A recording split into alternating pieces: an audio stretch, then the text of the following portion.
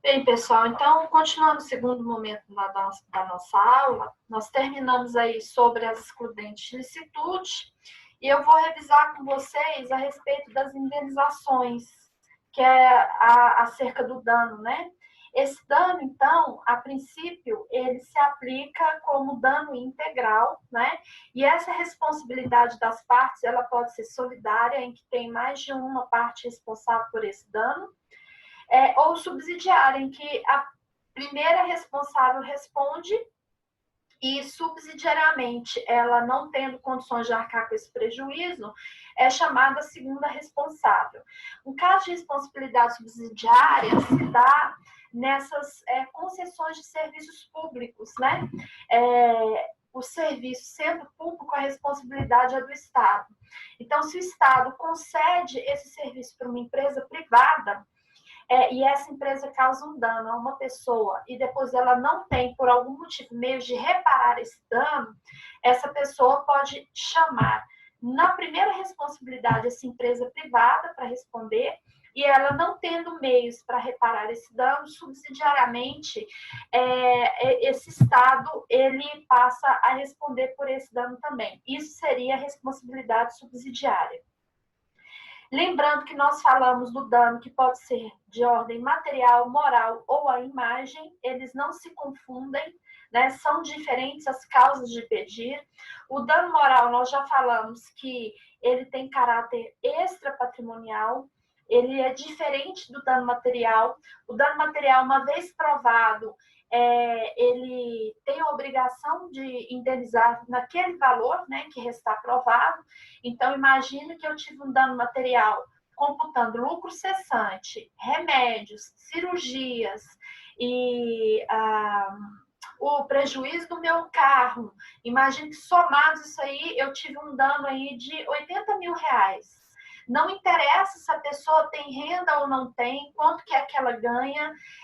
Se eu tiver meios de executá-la, ela vai responder por isso. Por isso que a reparação integral, e o artigo nos diz que a pessoa responde com todo o seu patrimônio, tá? Então, o dano material, ele não tem aquele limite, como é calculado o dano moral, por exemplo, tendo por critério, por exemplo, o contrato social de uma empresa que vai falar o capital social dela. Então, imagine que esse prejuízo que foi causado foi por um caminhão da empresa X, né? E essa empresa X tem um capital social de 10 mil reais. Então, como que eu estou pedindo uma indenização de 80 mil se o capital social dela é 10 mil? Ela não ofere nem esse lucro no ano, por exemplo. Não interessa. O dano material, ele entra aí na reparação integral, em que todo o patrimônio da pessoa responde por esse dano. Lembrando que essa pessoa tem as defesas aí, como, por exemplo, a questão do bens de família, né? Agora, então, o dano material não tem limite, porque como o caráter dele é patrimonial, aquilo que você provar que foi o prejuízo que você sofreu, você vai ter que indenizar. Ele é diferente do dano moral, que nós e da proporcionalidade, certo? Bom, e o dano moral in re ipsa é aquele que o próprio fato delituoso, danoso, no caso, ele é a prova do prejuízo que a pessoa sofreu, tá? Deriva do próprio fato ofensivo. O dano moral, ele tem aí seus fundamentos no artigo 186, né, do Código Civil, e o dano moral in re ipsa não confunde com dano moral puro. Dano moral in re ipsa, repetindo, é aquele que a própria ofensa, ela prova esse dano moral, né? O próprio fato ofensivo prova o dano moral. Por exemplo, a morte de um ente querido, né? E que a pessoa tem vínculo com esse ente, ela tem direito de pedir aí o dano moral pelo falecimento dessa pessoa. Isso é o dano moral in re ipsa. O próprio falecimento prova essa aflição moral, né? De ordem moral. É diferente aí do dano moral puro, em que ele é autônomo. Eu não sou obrigada a entrar com uma ação somando o dano moral com o dano material. E o dano estético é aquele que reflete na estética da pessoa. E o dano estético ele tem alguns critérios, né, para poder considerar que realmente atacou a estética da pessoa. Não é só, eu tive um machucado, fiquei com uma ferida aqui. Não é bem assim. Há alguns critérios para serem considerados aí, para poder ter essa repercussão indenizatória como dano estético. Bom, lembrando que a súmula 227 do STJ, ela fala que a pessoa jurídica ela sofre dano moral. Só que essa honra atacada da pessoa jurídica, ela tem que ser objetiva. Não é igual à honra subjetiva da pessoa física. Ou seja, eu tenho que provar esse ataque à honra objetiva que lhe causou danos. Uma negativação indevida, um protesto indevido da pessoa jurídica, por exemplo, seria um caso de ataque à honra objetiva que geraria o dano moral a essa pessoa jurídica. E o 387 do STJ, a súmula 387, reforça o que eu disse agora acerca do dano moral puro, porque ela diz que é lícito acumular danos morais com danos materiais. Então, você presume que não é obrigatório. Eu não tenho obrigação de acumular. Eu posso fazê-los em ações separadas. Por quê? As causas de pedir são diferentes de cada uma delas. A súmula 37 do STJ reconhece, por sua vez, a diferença do dano possível, né, acumular dano moral ou dano material por um só fato. Então, de novo, ele fala aqui, aliás, desculpa, a súmula 387 do STJ vai falar da possibilidade de acumular dano moral com dano estético. Ela que reconhece o dano estético.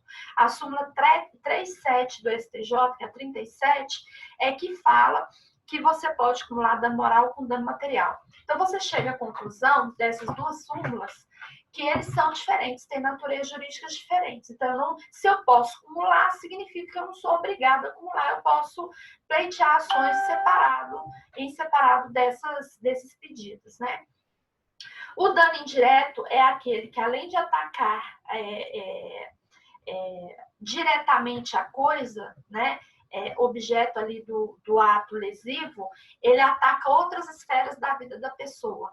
Por exemplo, a batida do veículo, além de prejudicar o carro e eu sofrer algum dano físico, em razão desse dano físico eu não consigo trabalhar e eu tive prejuízos na minha vida financeira.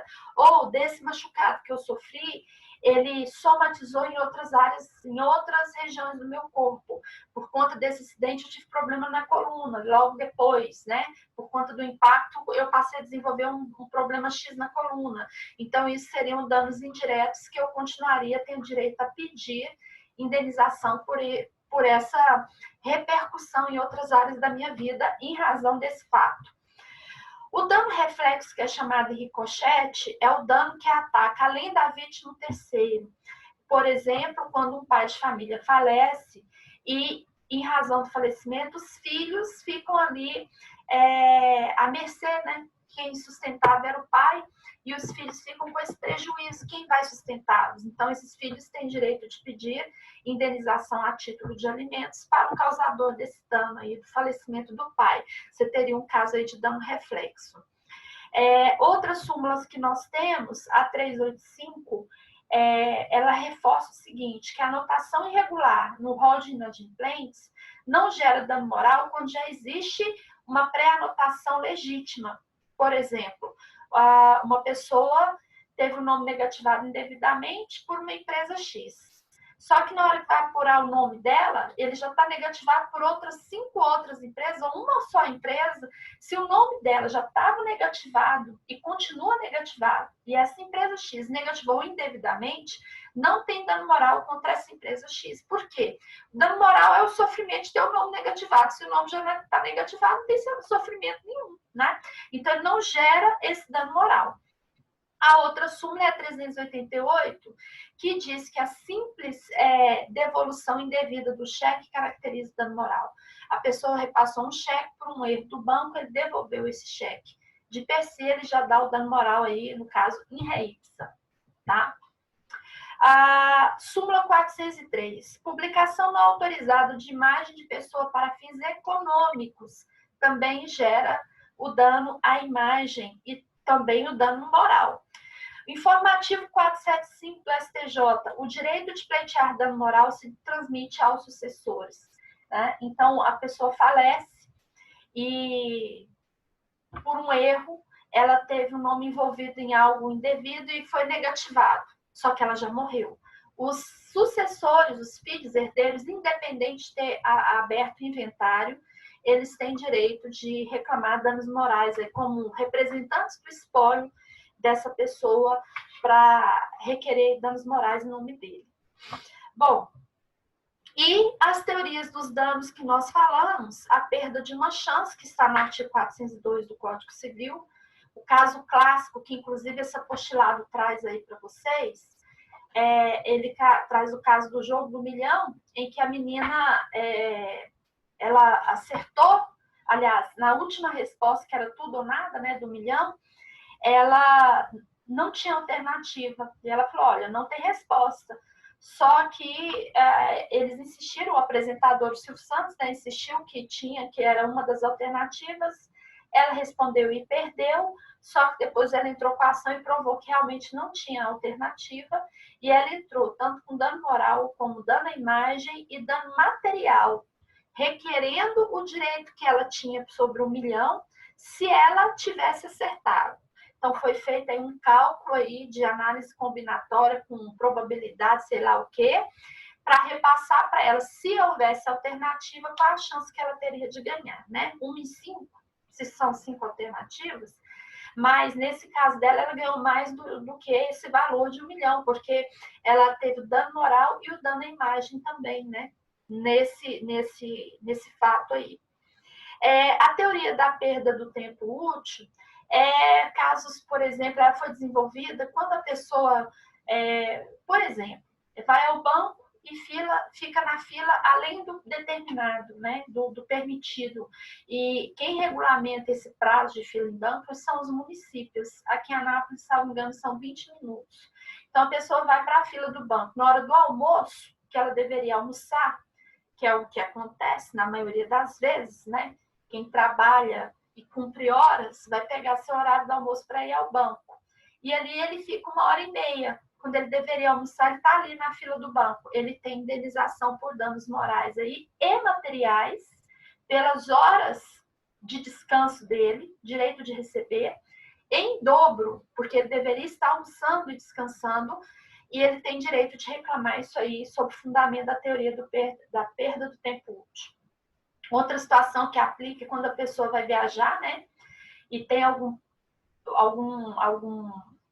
ou vai a passeio, ou vai a um congresso, alguma coisa, e esse avião atrasa, não informa a razão e fica jogando a pessoa para frente. Ou seja, tinha que chegar às 10 horas da manhã, ele consegue chegar às 19 horas da noite. Ele perdeu todo um dia aí. Ele tem o direito aí de aplicar a perda do tempo útil, repetindo que gera o dano moral e também o dano material. E a teoria do corpo neutro, que foi no caso do engavetamento, que eu passei para vocês aí, num dos fóruns aí para vocês desenvolverem. Bom, aqui nós revisamos, então, essas teorias e ainda quero revisar com vocês um histórico, né, dessa responsabilidade civil. Essa responsabilidade civil, ela nasce da vingança privada, da ideia de vingança privada, ou seja, a pessoa, a ideia era que se eu sofri um dano, eu poderia vingar-me do causador do dano. Só que essa vingança privada, quando ela surgiu, essa ideia, ela não tinha limites. Então, se eu sofri um dano, não havia limites para eu prejudicar a outra pessoa que, inclusive, atacava não só essa pessoa causadora do dano, mas os seus entes familiares ou com quem ela morava ali numa tribo ou num clã, né? Dependendo da situação que fosse ali. Bom, um dos motivos de limitar essa ideia de vingança privada, que não tinha aí um controle de qual o direito que a pessoa tinha de se vingar da outra, é que veio a lei do talião, que dizia, resumidamente, olho por olho, dente por dente. Então, ela buscou limitar esse direito da vingança. Então, se alguém me furtou, eu tenho direito de arrancar a mão. Se alguém me olhou indevidamente, eu tenho direito de arrancar o olho. Se alguém matou meu filho, eu tenho direito de matar o filho dele. E assim por diante era o raciocínio da lei do talião, né? Essa lei do talião, que ela buscou limitar essa vingança privada, ela evoluiu a partir do momento que o Estado foi estruturado. E daí foi banida essa ideia de vingança privada, que também estava presente na lei do talião, para a ideia da composição obrigatória. Só que de início, quando vê essa ideia de composição obrigatória, então, ela vem através da responsabilidade civil subjetiva, em que a vítima tinha que provar conduta, dano, nexo, culpa e dolo do agente agressor.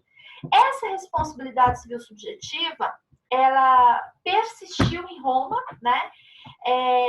Os delitos, quando os delitos deixaram de ser públicos e se tornaram privados, vendo a ideia da responsabilidade civil subjetiva, o que foi aí normatizado na Lex Aquilia. Por isso que a gente chama de responsabilidade civil subjetiva extracontratual ou aquiliana, porque a Lex Aquilia, ela passou essa ideia de responsabilidade que primeiro era voltada aos delitos públicos, também para os delitos privados, a título de exemplo, a batida de carro.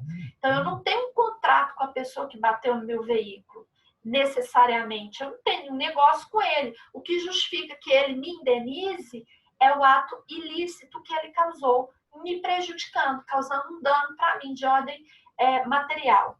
Bom, então, a gente aplica aí a origem do que a gente chama de responsabilidade civil subjetiva no Código de 2002, que já existia no Código 16, é exatamente a ideia da Lex Aquilia, né? Ou lei aquiliana, certo? O Código de Napoleão, que também influenciou muito o direito brasileiro, ele reforça essa ideia de responsabilidade civil subjetiva. E, posteriormente, vem a ideia da responsabilidade civil objetiva. Agora, na prática, como que a gente faz? A gente avalia primeiro conduta dano nexo. Então, a gente fala que a gente avalia primeiro a objetiva. E, supletivamente, conforme o caso, é que a gente joga aí a subjetiva culpa ou dolo. Para ver se aplica a culpa ou dolo ou não, né? Até porque nós temos duas teorias hoje no Brasil, que é a teoria da culpa, né? Que é restrita a esses casos aí dos artigos que eu mencionei, basicamente 186 até 188, e alguns dos artigos do 927 em diante, né? Mas a maioria dos artigos do 927 até o 950, a maioria deles cuidam da responsabilidade civil objetiva. Por isso que a gente avalia, em primeiro momento, a culpa, a conduta dano nexo, e supletivamente a gente aplica a subjetiva. Bom,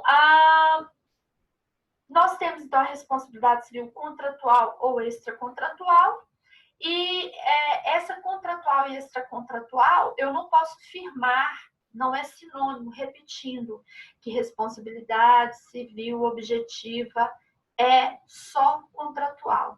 A responsabilidade civil objetiva, além da contratual, ela também engloba a extracontratual. Por exemplo, a do Estado, ela é objetiva, mas ela é extracontratual. Por quê? Que mesmo não sendo contratual, eu aplico objetiva?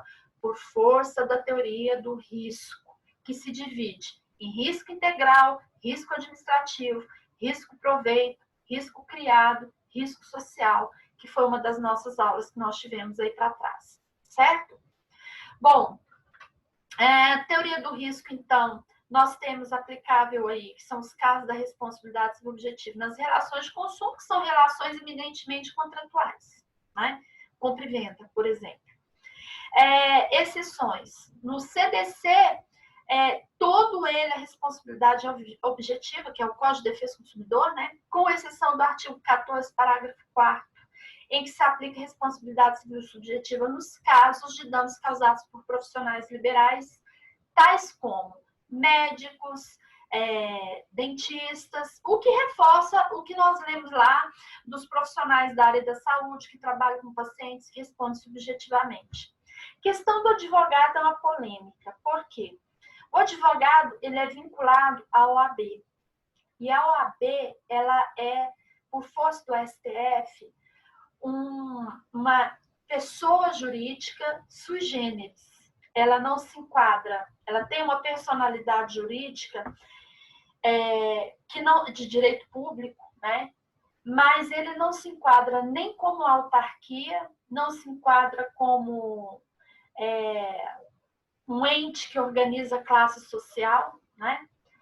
Conselhos de classe. Então, a gente fala que a OAB está entre a administração pública direta e a indireta. Não é? Isso aí, você deve ter estudado no Direito Civil 1, que fala lá da pessoa jurídica de direito público interno, União, Estado, Distrito Federal, município, território. Pessoa jurídica de direito privado. Nós temos aí as associações, sociedades, né? Mas, enfim, o que eu quero dizer é que, como a OAB ela está entre a administração direta, que é composta pela União, Estado, Distrito Federal, município, territórios, e a administração indireta, que começa aí com as fundações, autarquias, empresas estatais e etc., ela não, ela tem uma personalidade jurídica, ela é um ente sui generis. Então, o advogado ele não seria necessariamente um profissional liberal, porque na sua função como sendo essencial à justiça, isso por força da Constituição Federal, ele não enquadraria como um profissional liberal que tem aí como razão de ser um conselho de classe, por exemplo, porque o AB não é um conselho de classe. O advogado ele tem um uso público, um poder, dever de agir por força da Constituição Federal. Então, há quem defenda que o advogado não responderia pelo Código de Defesa do Consumidor, ele não se enquadraria ali nem como profissional liberal aqui, para ele responder por CDC, né, pelo CDC. Ele responderia aí por uma outra relação de trabalho, mas não por força de ser um profissional liberal. Bom, então não se aplica o CDC para o advogado. Resumindo, é isso.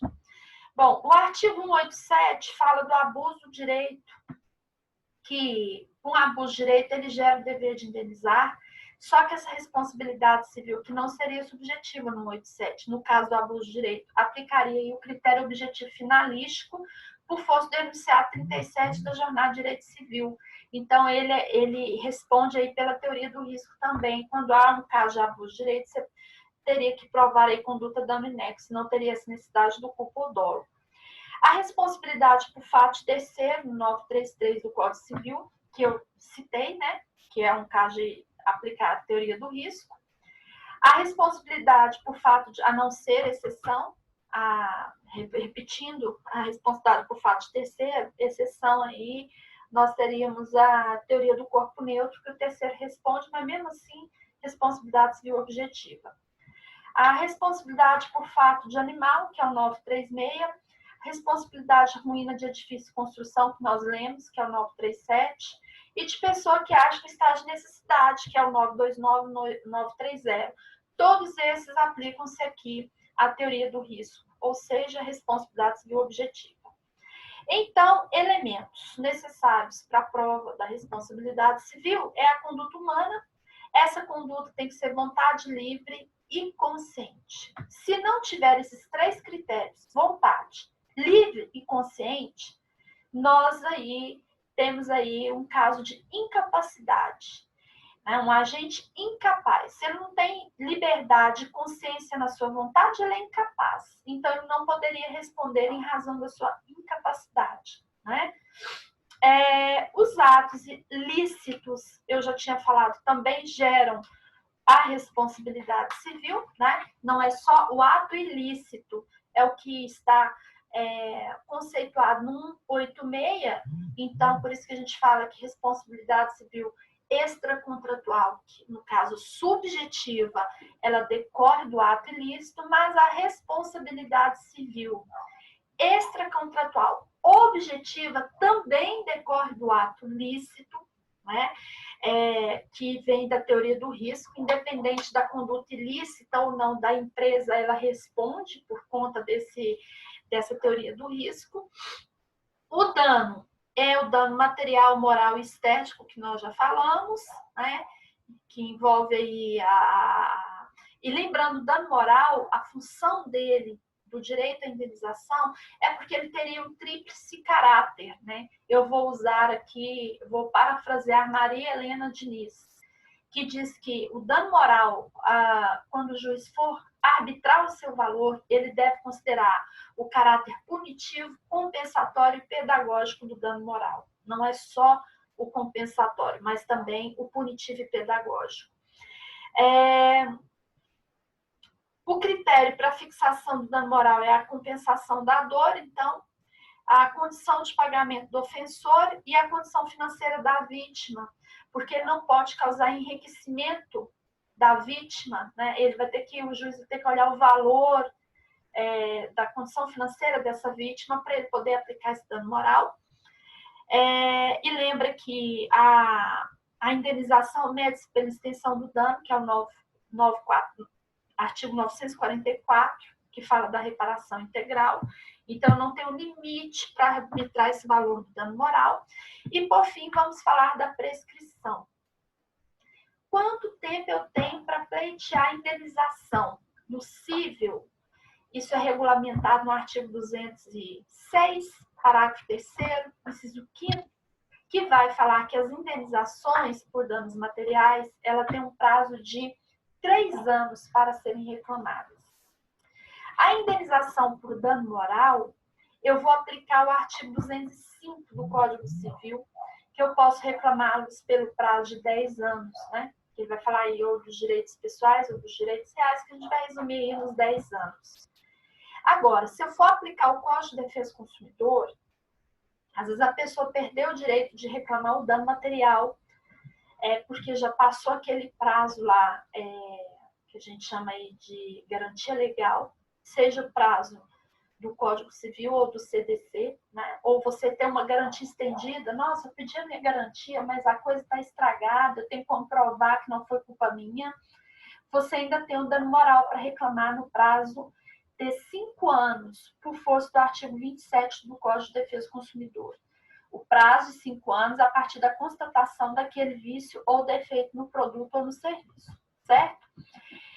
E, por fim, falamos da responsabilidade ex delito, que é aquela que vem do ilícito criminal. Ela decorre do ato ilícito, né? Enfim, resumindo, foi isso que a gente falou na nossa matéria, que é o que nos interessa. Comentamos, então, a aplicação dessa responsabilidade civil em outras áreas. Muito do que eu disse aqui, vocês vão estudar especificamente nas disciplinas. Vocês vão ter a disciplina Direito do Consumidor no 10º período. Vocês vão estudar a responsabilidade civil no próprio direito penal, quando ele for falar lá das ações ex delito. Vocês vão estudar isso no direito tributário, no direito do trabalho. Então, muito do que eu falei aqui, vocês vão estudar novamente. Direito administrativo, vocês vão ter no 8º, no 9º período, o direito administrativo 1 e 2 vai estar falando de novo do que eu disse aqui. Direito ambiental na grade do direito, salvo engano, ele é matéria optativa. Aí vocês vão estudar a responsabilidade civil integral, enfim. O que eu fiz aqui nesse semestre, o objetivo da responsabilidade civil, é vocês terem uma visão geral e identificar essas duas teorias, do risco e da culpa. Mas vocês vão estudar especificamente cada um desses nas suas matérias que vão seguir aí, específicas, que vão cuidar desse tema, tá bom? E nós terminamos nosso conteúdo e eu fico aí esperando. Vocês têm alguma dúvida? Deixa eu ver aqui, tem 3 perguntas aqui, não sei qual que é. Professora, a indenização da seguradora para o segurado é fruto de responsabilidade civil objetiva, certo? Sim, por quê? Porque se eu estou falando de seguro, eu tenho um contrato. Se eu tenho um contrato, responsabilidade civil objetiva. Se ela provar que o segurado teve culpa concorrente, os danos são divididos? Não. Porque a responsabilidade civil, a natureza jurídica da seguradora, a princípio, é segurar os riscos que a pessoa tem em razão daquele prejuízo que ela sofreu. A menos que se aplique aí o princípio do absenteísmo, quando a pessoa procurou esse dano, quando ela, por força de lei, seria obrigada a não fazer. Vou explicar melhor. Eu tenho seguro do carro, mas eu bebo e eu causo um acidente de carro. E aí eu tô bêbada. A seguradora, ela não é obrigada a te indenizar porque você praticou um ato que é vedado em lei, que é dirigir embriagado. Mas se você bateu esse carro, né, e causou esse dano, né, mas você estava, sei lá, dormiu no carro, ou você não prestou atenção, partiu aí quando causou esse acidente indevidamente, por algum motivo, ela tem que te indenizar. A menos que você atravessou o sinal vermelho. Porque, de novo, ela tem um princípio do absenteísmo. Porque na lei é proibido você dirigir e atravessar o sinal vermelho. Então, você procurou isso para si, o que é vedado em lei, certo? Então, aqui, se ela provar que o segurado teve culpa concorrente, os danos são divididos, mesmo sendo objetiva a responsabilidade, nem só os danos são divididos. Se ela teve culpa concorrente, dependendo do caso, ela pode ter culpa exclusiva e os danos não serem divididos, ela não pagar nada, que é o princípio do absenteísmo. Repetindo, quando que eu aplico o princípio do absenteísmo? Quando a pessoa pratica um ato que é vedado em lei, atravessar sinal vermelho, parar no local que está escrito a placa bem grande, proibido, e ali o carro dele causa um dano, dirigir embriagado, que é vedado em lei, ou seja, se essa pessoa pratica um ato que é vedado em lei, a seguradora tem um princípio do absenteísmo e ela tem aí essa excludente aí de responsabilidade por culpa exclusiva da vítima. Agora, quando a pessoa faz alguma coisa e que não é vedada em lei, aí causa um acidente, aí sim ela tem direito de ser assegurada pelo princípio da responsabilidade civil objetiva. Mais alguma dúvida, gente? Não, professora, está de boa. Então tá, então vamos encerrar nossa aula. E lembrando a matéria da prova, segura em diante, não esqueçam dos fóruns, tá? Bom dia a todos. Beleza. Fiquem com Deus. Bom dia, valeu, professora.